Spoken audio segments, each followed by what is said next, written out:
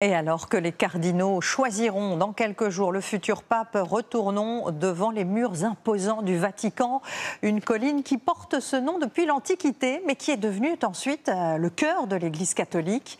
C'est là que Saint-Pierre aurait été crucifié la tête en bas par l'empereur Néron, la cité du Vatican, lieu de pouvoir aux nombreux mystères et qui abrite aujourd'hui parmi les plus belles œuvres du monde.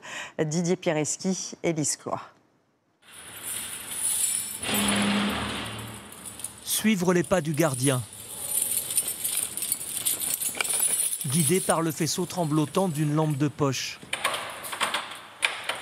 Pénétrer dans le Vatican, c'est entamer une plongée dans le mystère, quand soudain, tout s'éclaire. Et nous émerveille, comme ici le majestueux plafond de la chapelle Sixtine, l'un des multiples joyaux rassemblés dans le plus petit État du monde.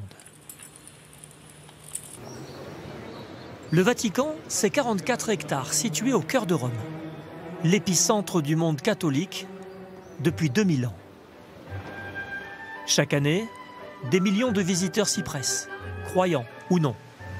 D'abord pour venir admirer la plus grande église du monde, la basilique Saint-Pierre, premier apôtre de Jésus, qui fut aussi le premier pape. On pense qu'il est enterré dessous. Cela a été confirmé. C'est le fondateur de l'Église catholique, désigné par Jésus-Christ. Sous l'impressionnante coupole de la basilique, des décors fastueux, parsemés d'œuvres d'art dont certaines datent du Moyen-Âge. L'édifice, bâti au XVIe siècle, abrite au sous-sol l'un des trésors du catholicisme, le tombeau de Saint-Pierre. C'est le lieu fondateur de l'Église catholique et du reste, la tombe de Pierre, on le sait maintenant avec une quasi-certitude, se trouve exactement sous l'autel central de Saint-Pierre. Habemus Papam. Saint-Pierre, reconnu comme le premier des 266 souverains pontifes qui se sont succédés à la tête de l'Église depuis 2000 ans, jusqu'au pape François. Avant lui, plusieurs visages nous reviennent. De Benoît XVI à Jean-Paul II se présentant à la foule en parlant italien. Se mi sbaglio mi corrigerete. Ou avant lui, Pie XII, traversant la foule de la place Saint-Pierre en 1950. Des hommes symboles de sagesse et de paix, il nous ferait presque oublier que le Vatican est d'abord une forteresse. Protégé depuis le IXe siècle par une muraille de 3 km de long et 12 mètres de haut, le mur léonin.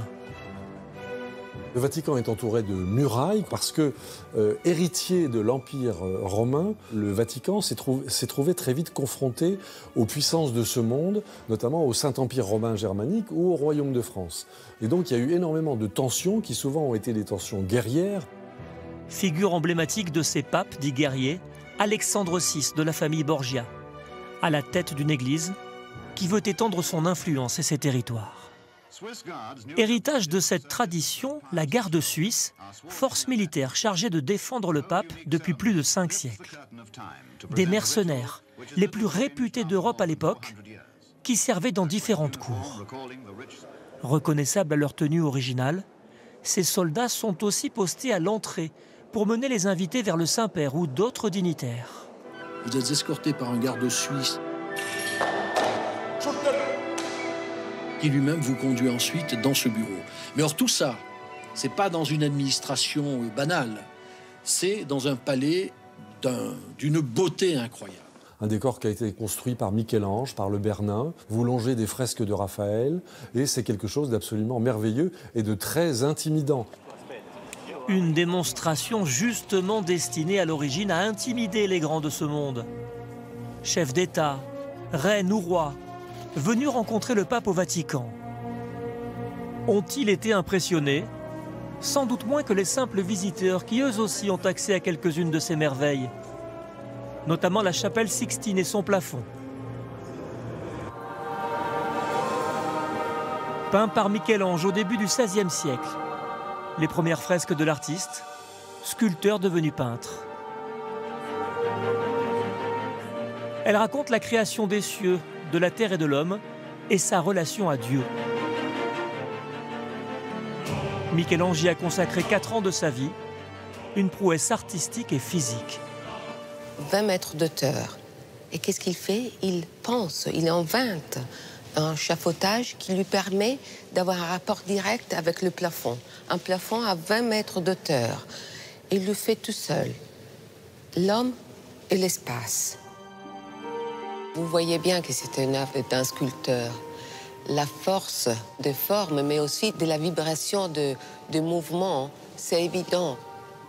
Il le fait avec l'utilisation des couleurs, pas seulement pour le corps lui-même, mais aussi pour les vêtements qui vraiment changent l'art du XVIe siècle.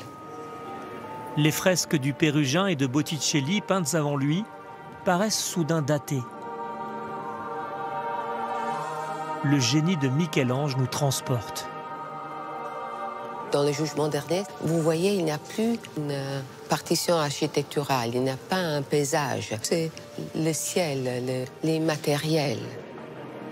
La nudité des corps dans cette chapelle papale fera scandale et sera recouverte 60 ans plus tard. C'est dans cette même chapelle, sous le regard du Christ tout-puissant du jugement dernier, que les cardinaux se réunissent pour élire le nouveau souverain pontife.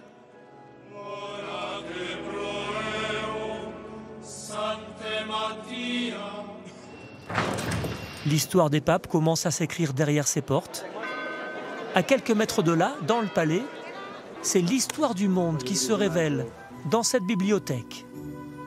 Elle abrite des siècles d'archives cumulées. De tout temps, les papes ont confié à la Bibliothèque Vaticane leurs archives et un certain nombre de puissances temporelles aussi. Et à l'époque où le Vatican était le centre du monde chrétien et du monde occidental, eh bien, les archives se sont accumulées. On retrouve l'histoire du monde à travers les archives du Vatican. À l'extérieur des murs, le Vatican expose aussi des trésors, ses jardins. Il recouvre plus de la moitié de la surface de l'État, créé à la Renaissance, puis développé à la période baroque.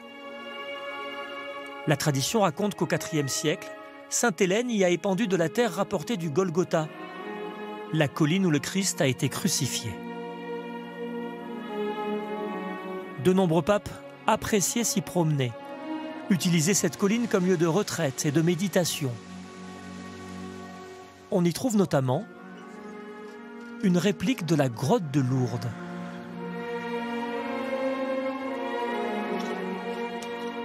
Ces hommes, à l'ouvrage dans ces jardins, font partie des nombreuses personnes qui travaillent ici. Le Vatican, c'est près de 5000 employés et des métiers très différents. On y trouve une chaîne de télévision, une banque, des services administratifs. Ils fonctionnent comme un État. Tous ici, civils ou religieux, ont juré le secret pontifical, entretenant le culte du secret autour du Vatican. Alors dire que le Vatican est caractéristique du secret, on ne peut pas le nier, mais il l'est comme de tous les pouvoirs, à ceci près que la fascination qu'exerce cette espèce de pouvoir réputé mystérieux, encore une fois, démultiplie la curiosité. Pour les visiteurs, cela participerait même du charme de ces lieux. On ne connaît pas du tout la vie intérieure, on n'y a pas accès ou on ne cherche pas non plus trop. On garde ce mystère un petit peu, voilà. Le pape François s'est efforcé d'en finir avec certaines de ces intrigues, en s'attaquant notamment à la corruption au sein du Vatican. Le Saint-Siège attend maintenant son prochain pape. Et ça, pour quelques jours encore, c'est un authentique mystère.